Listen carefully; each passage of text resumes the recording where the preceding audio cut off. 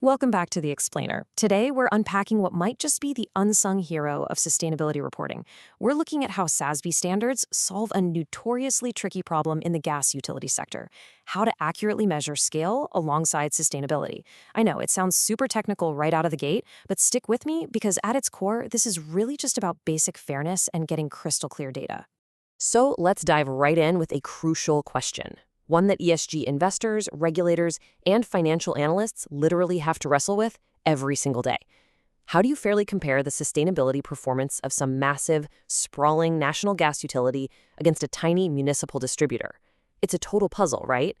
If you're trying to figure out who's actually safer or who's managing their environmental impact better, you absolutely cannot just look at their total numbers. And that brings us directly to the core issue, the classic apples to oranges problem.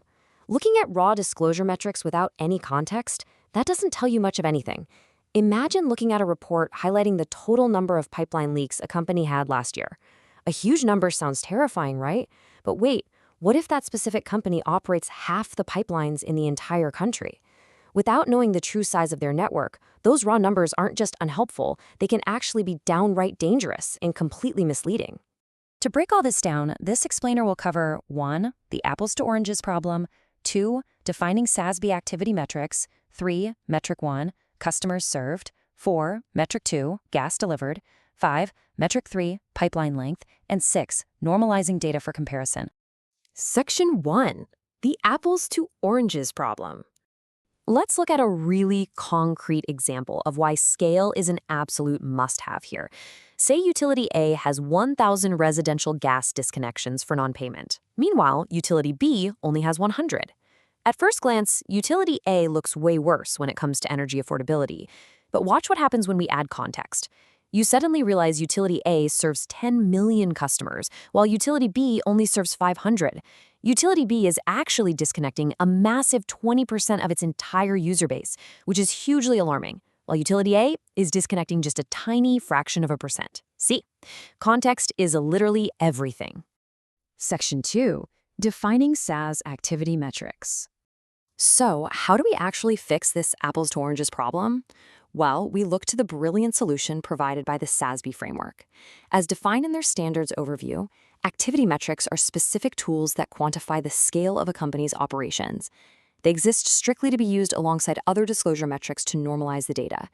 This is exactly what facilitates those accurate, apples-to-apples, company-to-company comparisons. Think of them as the foundational measuring sticks of the entire framework. Now, what's super interesting here is how clearly the SASB standard for gas utilities and distributors, which they code as IFGU, lays out these quantitative tools right at the very beginning of the framework. Before you even get to look at emissions or safety disclosures, SASB requires these companies to establish their scale using 3 very specific activity metrics. Section 3, Metric 1, Customers Served. Coded as IFGU 000A, utilities have to report the exact number of customers they serve. But, and this is key, it's not just one big blended headcount. The standard requires the exact number of meters billed across 3 distinct categories: residential, commercial, and industrial customers.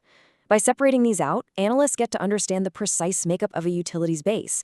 And that's absolutely vital, because residential energy affordability is a vastly different challenge compared to industrial energy demand.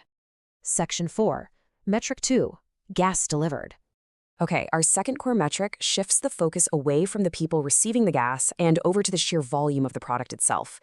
Looking at metric IFGU 000.B, it requires utilities to disclose the actual amount of natural gas delivered.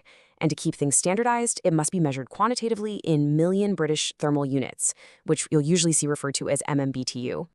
Much like the customer headcount we just talked about, this MMBtu measurement isn't just one giant number. It's broken down into those exact same 3 customer categories: residential, commercial, and industrial. But take a look at the 4th category here, gas that is transferred to a third party. This actually accounts for gas that a utility simply moves through its system for a fee on behalf of an outside supplier. It's a smart inclusion because it ensures literally every single unit of gas moving through the system is accounted for when determining the scale of the whole operation. Section 5.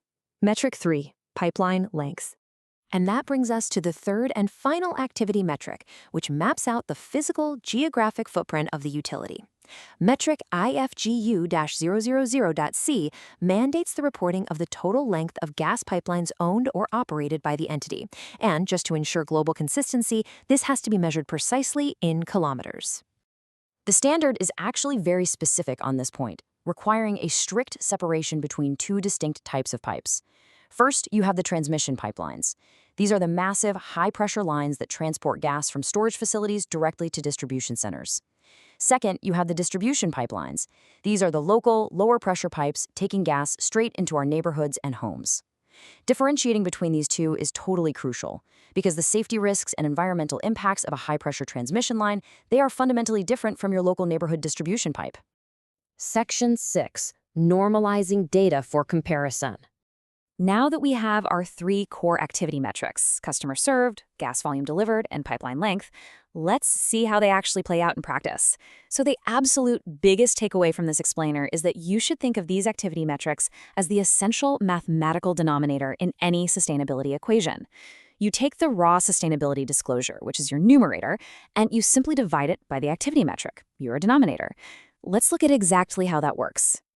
Take that energy affordability topic we looked at earlier.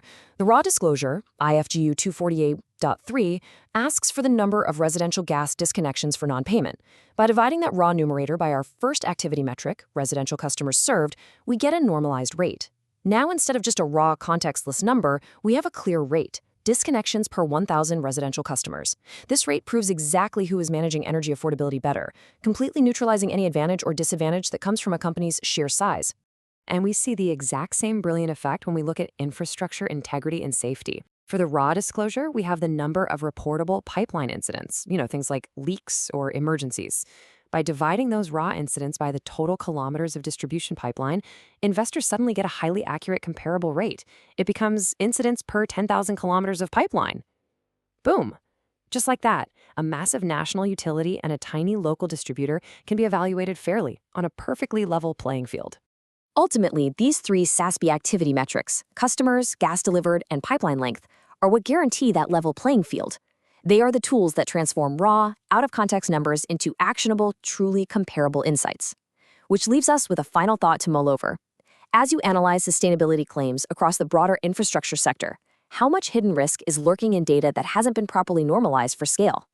Thanks for tuning into this explainer, and always remember to look for the context behind the numbers.